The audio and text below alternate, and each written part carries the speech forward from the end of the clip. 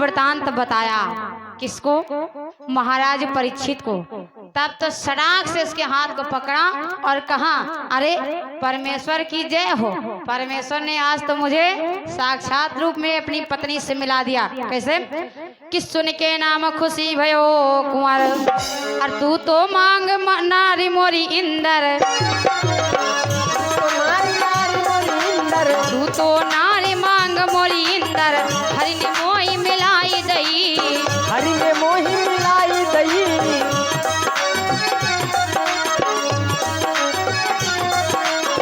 कोई के मगन पकड़ लई बहिया, हृदय से लपटाई लई, मगन पकड़ लई बहिया, हृदय से लपटाई लई। सोई अब जाने नहीं दूंगो, अब जाने नहीं दूंगो, भावरे यहीं पे डाल लूंगो, भावरे यहीं पे डाल लूंगो। वचन सुन वो नागिन होई गई, वचन सुन वो नागिन होई गई, त्याग तन वो सिल तर धस गई, जान तन वो सिल तर धस गई। सुबरवान पत परीक्षित बन गयो, और स्वर में बीन बजायो, आज भेजो कोई वीर बोलायो, आज भेजो कोई वीर बोलायो, आज भेजो कोई वीर बोलायो, आज भेजो कोई वीर बोलायो। आज जैसे ही सारा वृतांत महाराज परीक्षित ने सुना तो तुरंत इस सड़ाक से हाथ को पकड़ लिया, अरे पार ब्रह्म परमेश्वर ने मुझे मिला दिया, तुम महाराज वासुक की पुत्री हो और हमारा तुम्हारा विवाह गर्भ में ही हो चुका था, और तुम्हारे पिता वासुक ने हमारे पार्थ बाबा अर्जुन से कहा, मेरे वहाँ किसी का जन्म नहीं हुआ, हमारे वहाँ गर्भ ही खंडित हो गया। तो आज प्रभु को जो कार्य अच्छा लगता है कार्य वही होता है, प्रभु को जो मंजूर होता है कार्य वही होता। देखिए परमेश्वर मेरे ऊपर खुश हो गया और मुझे आपसे मुलाकात करवा दिया, और जैसे ही हाथ को पकड़ा सटाक से नवलदे अपने शरीर को त्यागा, नागिन बन गई और एक सिल के नीचे धस गई, और जैसे शिला के नीचे शिलापट के नीचे हुई तो महाराज परीक्षित ने अपने गुरुदेव धन्वंतर को याद किया और उठाई बीन और बजाना शुरू किया, और जैसे बीन बजी तो हुआ क्या, जय हो।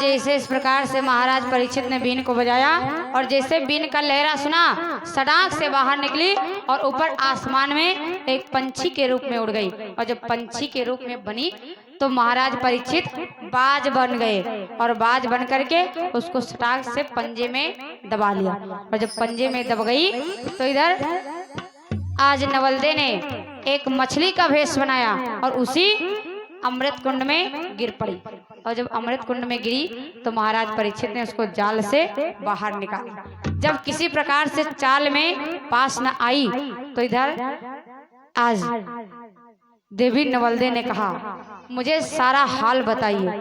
तो सारा वृतांत महाराज परीक्षित ने बताया, तो कहा ठीक है, मुझे जाने के लिए आदेश दो, मैं अपने पिता को ये अमृत दे आऊं और फिर मैं ये वादा करती हूँ कि मैं अवश्य ही यहाँ पर आऊंगी और तुम्हारे साथ में शादी करूंगी। ऐसा कहा तो इधर महाराज परीक्षित मुस्कुराने लगे।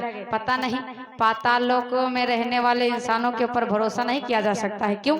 क्योंकि तुम्हारे पिता ने झूठ बोला, इतने दिन तक झूठ बोला और हमको लोगों को अंधेरे में रखा, और अब तुम जा रही हो मुझसे वादा करके, अब पता नहीं तुम लौट के आओ अन्यथा ना हो, लेकिन कोई बात नहीं, हम जो कह देते हैं वो करते हैं। तो कहा महाराज आप निराश मत होइए, मैं ये वचन दे करके जा रही हूँ, मैं अवश्य ही ये अमृत अपने पिता तक पहुँचाऊँ और फिर अवश्य यहाँ पर हस्तिनापुर नगरी को आ जाऊंगी।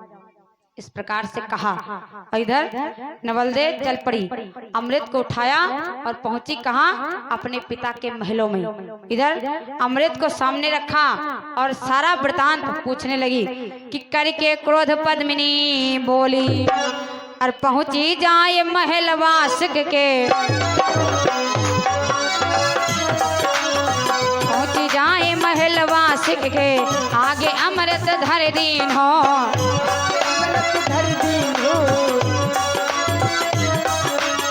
नहाय शेष सफल भाई काया, अच्छा बेटी कर दीन हो।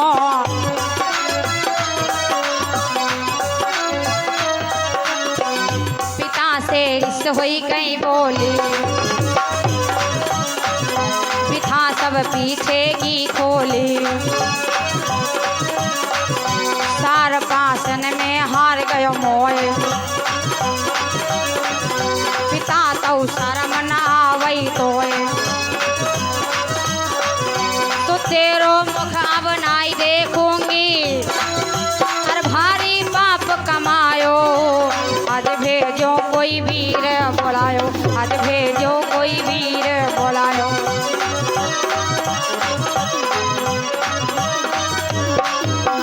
अरे पिताजी आपने कहा था महाराज पार्थ अर्जुन से मेरी बहुत बड़ी पुरानी दुश्मनी, और आपने ये क्यों नहीं बताया कि आपने मेरा विवाह गर्भ में ही कर दिया था, और वो भी हमारे बाबा अर्जुन के पोते के साथ में।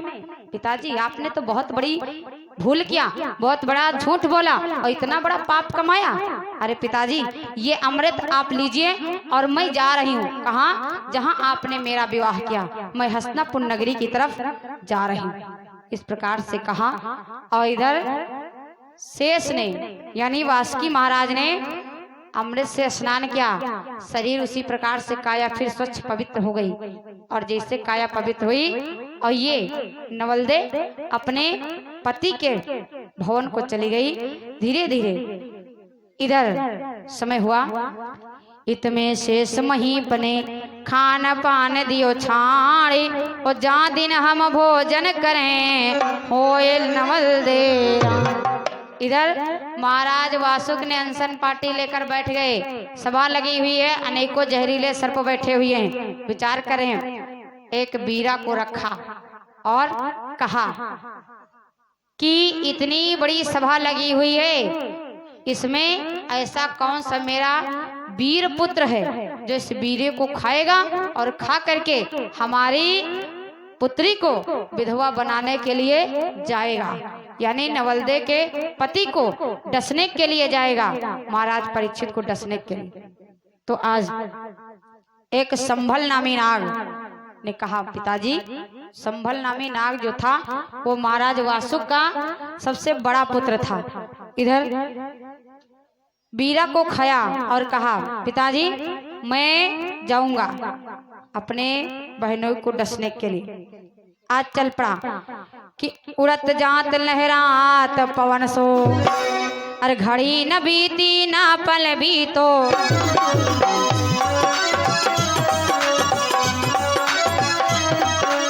घड़ी न बीती ना पल बीतो, पहुंच गयो एक लहमा में,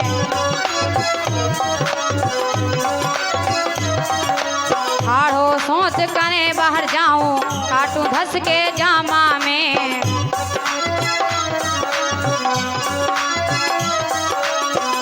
चलो चल खार एक ही संग, बदन में भर रही खूब उमंग, पहुँच गयो जाई परीक्षित राय, पलंग पर बैठो मोड़ उठाए, तो उड़ के अन्न गिरी घट भीतर, अरे हिये में हिम्मत हारो, आज खाई खार चलो फुफकारो, आज खाई खार चलो फुफकारो।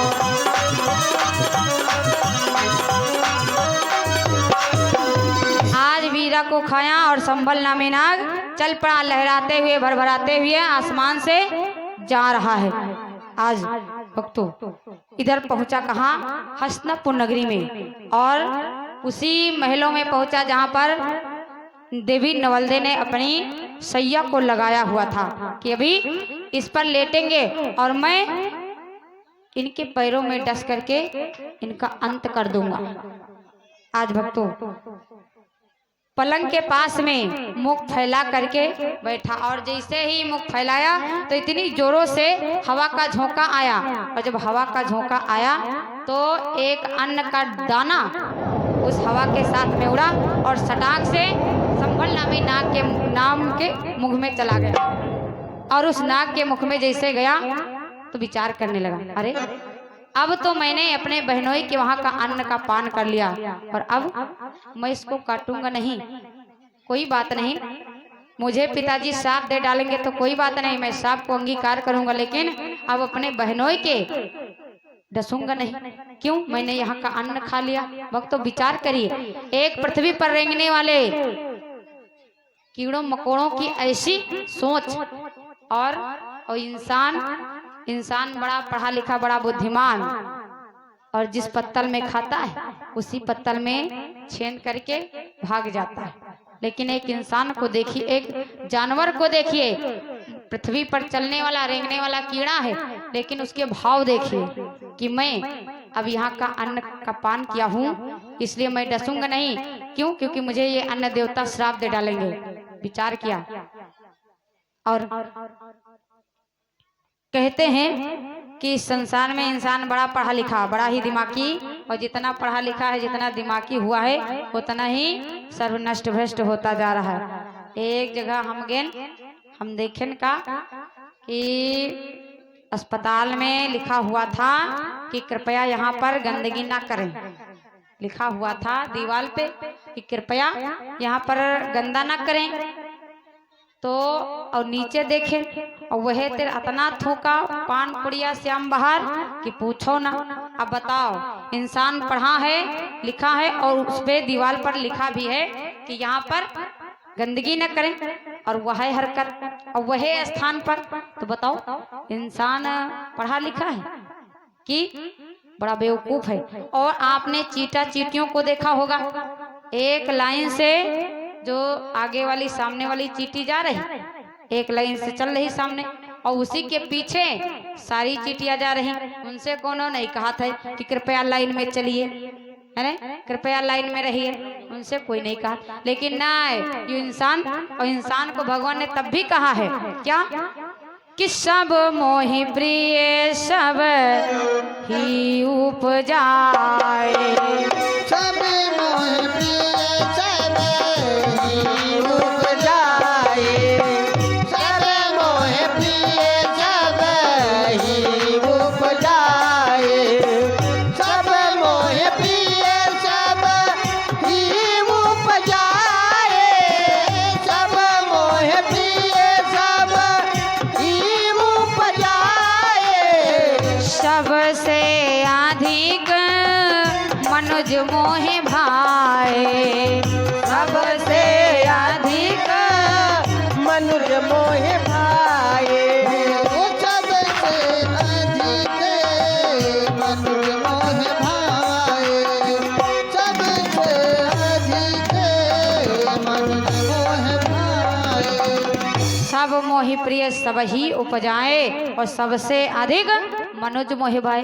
इंसान गलतियां करता रहता है लेकिन फिर भी प्रभु माफ करता रहता है। क्यों? क्योंकि ये इंसान भगवान का दूसरा रूप है। ये इंसान चाहे तो हम लोग भगवान के हाथ की कठपुतली बन करके नाचें, लेकिन इंसान चाहे तो भगवान को अपने हाथ की कठपुतली बना करके इस संसार में नृत्य कराए, उसको नाच कराए, है नहीं? हाँ। और कहते हैं कुछ लोग, ये इंसान कोई इंसान है, कहते हैं कि हमारे ऊपर भगवान दया नहीं करते हैं। भगवान दया करते हैं, भगवान मानते हैं, लेकिन हम जानते नहीं और पहचानते नहीं। और ये शरीर है क्या? प्रभु ने बताया है इस शरीर से ज्यादा कुछ नहीं हो सकता है, लेकिन एक घड़ी बैठ करके भगवान का भजन कीर्तन, भगवान का नाम तो लिया ही जा सकता है। और ये शरीर है क्या?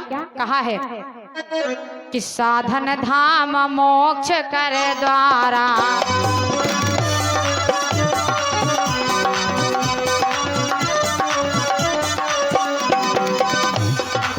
साधन धाम मोक्ष के द्वारा, और पाए न जे परलोक संवारा, पाए न जे परलोक संवारा।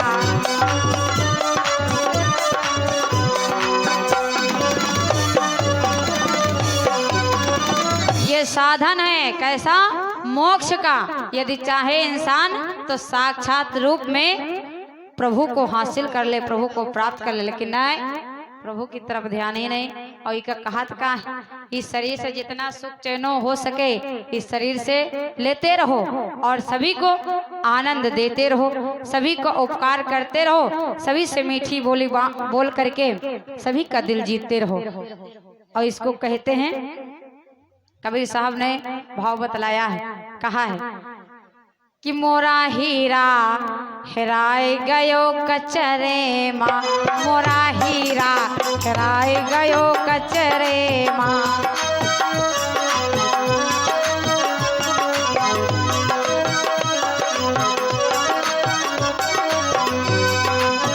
कचरे माँ की, कचरे माँ, कचरे माँ की, कचरे माँ, मोरा हीरा, मोरा हीरा हेराए गयो कचरे माँ, मोरा हीरा हेराए गयो कचरे माँ, मोरा हीरा हेराए गयो कचरे माँ, मोरा हीरा हेराए गयो कचरे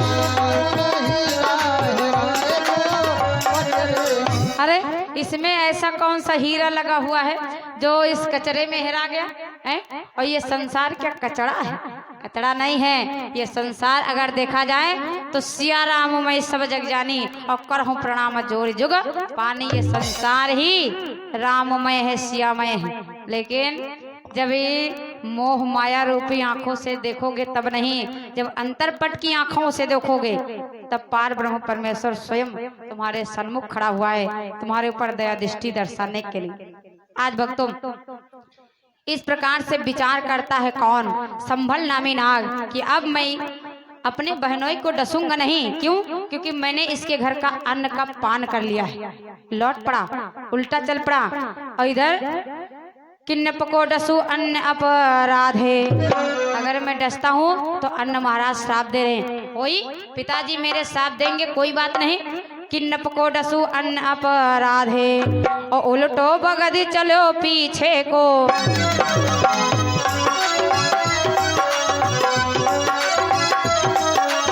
उल्टो भगद चलो पीछे को, शिष्य को नायो है।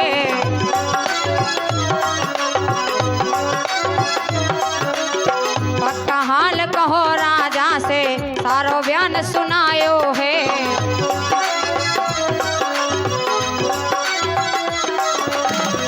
दयो वासिक ने साप अपार,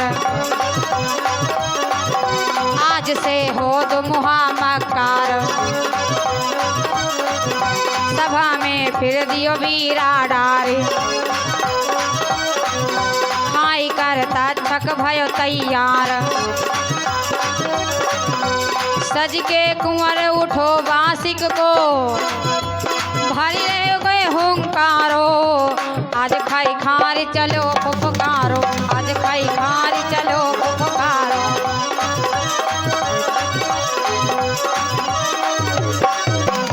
आज महाराज इधर संभल नामी नाग तुरंत ही वापस आ गया। किसके पास? अपने पिता के चरणों में त्राहिमाम करने लगा, पिताजी मुझे क्षमा करिए, मुझे क्षमा करिए। क्यों? क्या हुआ? पिताजी मैं आपके दुश्मन को यानी महाराज परीक्षित को मैं नहीं डस सका। क्यों? क्योंकि मैंने उसके घर का एक अन्न का दाना पान कर लिया। यदि मैं अपने बहनोई को डसता तो शायद मुझे अन्न का श्राप लग जाता। इसलिए पिताजी मुझे क्षमा करिए, मैं ऐसा कार्य नहीं कर सका। अरे अभी तू कह करके गया मैं जा करके उनको डसूंगा परीक्षित को, और आज इस प्रकार से कह रहा मैं नहीं डस पाया। तो जा, तूने 2 प्रकार से बात कही, तो जा, ये मेरा श्राप है कि तू दुमुहा हो जा। आप जैसे ही श्राप दिया, तभी से जब महाराज वासुक ने श्राप दिया, तब जा करके इस पृथ्वी पर दुमुहा सर्प की योनि चली। आज इस प्रकार का श्राप दे दिया, और फिर इधर वीरे को डाला और कहा, ये बात बताइए, इतने हमारे पुत्र बैठे हुए हैं, एक से एक विषधर विकराल, विष को धारण करने वाले, इस बार परीक्षित को डसने के लिए कौन जाएगा? तो इधर तक्षक नामी नाग तैयार हुआ और कहा, पिताजी अब मैं जाऊंगा डसने के लिए। किसको? महाराज परीक्षित को। खा करके वीरा तैयार हुआ और जा करके पहुंचा कहाँ? तक्षक कहाँ पहुंचा कि पहुंचो जाए चमन राजा के बगीचे में पहुंचा। और कैसे कि पहुंचो जाए चमन राजा के, और सुंदर बेर अनोखी बनके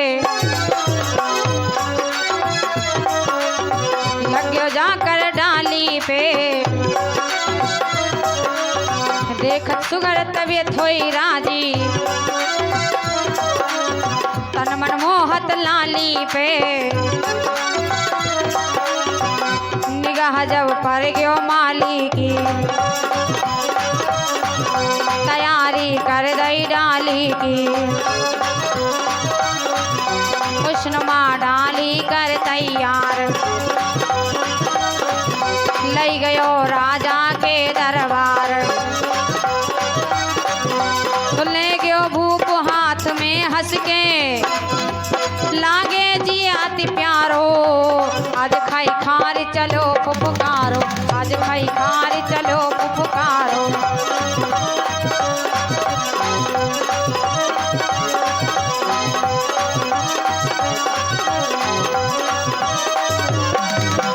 आज इस प्रकार से महाराज को डसने के लिए तक्षक तैयार हुआ और सरसराते भनभनाते हुए कहाँ पहुंचा? महाराज की बगीचे में, और एक वृक्ष में जाकर के इतना सुंदर बेर के रूप में लग गया। और इधर जैसे उस बेर को देखा, किसने? माली ने देख कर रहा था, और जैसे वो सुंदर अनोखा बेर देखा तो उस बेर को तोड़ा और विचार किया, मैं लेकर के जाऊंगा अपने महाराज को दूंगा, इसके उपलक्ष्य में मेरे महाराज जी मुझे कोई अच्छा पुरस्कार प्रदान करेंगे। और जैसे ही बेर को लेकर पहुंचे महाराज के पास माली, तो महाराज ने विचार किया, मैं तो हमेशा इधर उधर सभी फलों को चखा करता हूँ, स्वाद लिया करता हूँ, और हमारी रानी अभी नई नई आई हुई है, इस बेर को मैं जा करके अपनी पत्नी को खिलाऊंगा। इस प्रकार से भाव धारण किया, और उस बेर को महाराज परीक्षित लेकर कहाँ पहुंचे? अपने महलों को।